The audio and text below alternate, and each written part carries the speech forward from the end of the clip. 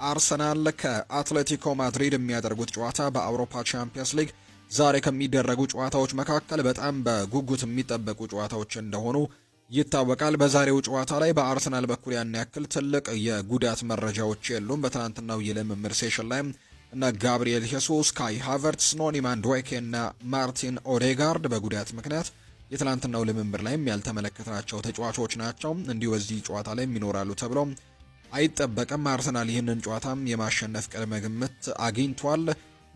ከዚህ እንግዲህ በዚህ የአውሮፓ ቻምፒየንስ ሊግ ውድድር ላይ ሁለቱንም ጨዋታዎች ማሸነፉን እናስታውሳለን። አርሰናል 6 ነጥቦችን ሰብስቦ 5ኛ ደረጃ ላይ ነው የተቀመጠው። አትሌቲኮ ማድሪድም በሊቨርፑል መሸነፉን እናስታውሳለን የመጀመሪያውን ጨዋታ። ቀጣዩን ጨዋታ ግን አሸንፎ እንዲሁ በ3 ነጥቦች 10ኛ ደረጃ ላይ የተቀመጠ ቡድን ነው። እነዚህ ሁለት ቡድኖች ለመጨረሻ ጊዜ የተገናኙት 2018 ላይ ነበር። ያን አትሌቲኮ ማድሪድ 2-1 በሆነ ውጤት ያሸነፈበት መርሃ ግብርን እናስታውሳለን። ባለፉት 3 ጨዋታዎች አትሌቲኮ ማድሪድ እና አርሰናል ባደረጉት ጨዋታ አትሌቲኮ ማድሪድ አንዱን ሲያሸንፍ ሁለቱን ሲያሸንፍ አንዱን ጨዋታ በአቻ ውጤት ነው ያጠናቀቁት። ያለፉትን 3 ጨዋታዎች ዛሬ በኤምሬትስ ስቴዲየም ነው ጨዋታው የሚደረገው።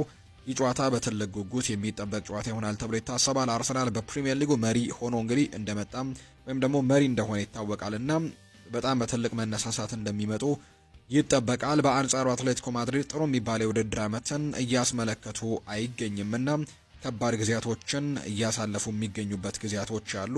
ተደጋጋሚ ነጥብ መጣሎችን ምንም እንኳን ሪያል ማድሪድን ቢያሸንፉም ነገር ግን ተደጋጋሚ ነጥቦችን ሲጥሉ እየተመለከትን እንገኛለን። አርሰናል በአጠቃላይ 19 ነጥቦችን ሰብስቦ ሊጉን እየመራ ነው የሚመጣው የዛሬውን ጨዋታ የሚያደርገው የአውሮፓ ቻምፒየንስ ሊግን። በአንጻሩ ደግሞ አትሌቲኮ ማድሪድ አሁን ላይ በደረጃ ሰንጠረዡ በስፓኒሽ ላሊጋ የሚገኙት በጣም ዝቅ ያለ ደረጃ ወይም ደግሞ 4ኛ ደረጃ ላይ ነው የሚገኙት። በቪያሪያል ጭምር ተበልጠዋል። ከመሪው ደግሞ ሪያል ማድሪድ የነጥብ ልዩነታቸው 8 አካባቢ ነው። ሪያል ማድሪድን ማሸነፍ ቢችሉም ነገር ግን ሌሎች ጨዋታዎችን ማሸነፍ እንዳልቻለ እየተመለከትን ነውና 16 ነጥቦችን ሰብስቦ በ8 ነጥቦች ዝቅ ብለው ነው 4ኛ ደረጃ ላይ ተቀምጦ እየተመለከት ነው የምንገኘውና ትልቅ ፉክክር ማድረግ ይኖርበታል ተብሎ ይታሰባል። ነገር ግን የዛሬው ጨዋታ በጣም ጠንከር ያለ ጨዋታ ሊሆን እንደሚችልና አርሰናልና አትሌቲኮ ማድሪድ በጣም ጠንከር ያለ ፉክክርን ሊያስመለክቱን እንደሚችሉ በርካቶች ግምቶቻቸውን እየሰጡ ይገኛሉ።